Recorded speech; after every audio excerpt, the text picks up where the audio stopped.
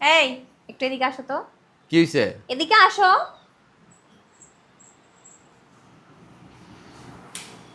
আসো, দেখো তো এটা কি।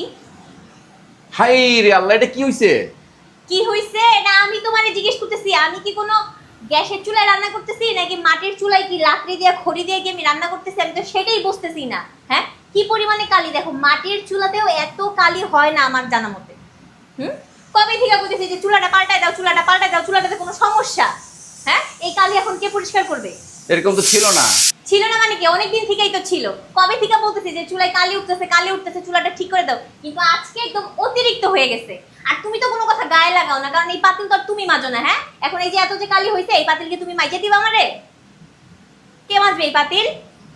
আসলে ব্যাপারটা আমি বুঝতে পারি নাই যে না না এতটা না কালি না, পড়ে। হ্যাঁ তুমি তো কিছুই বুঝতে পারো না, বুঝছো না? তুমি তো কিছুই বুঝতে পারো না। নিজের যে করতে হয় না, যার করতে হয় সে বোঝে। তুমি আজকের মধ্যে হয় চুলা ঠিক করে দিবা, নাহলে নতুন চুলা কিনে এনে দিবা। যদি দুইটার একটাও না করো, তাহলে আমি আর রান্নাই করতে পারবো না। একদম সারা জীবনের জন্য রান্না বন্ধ।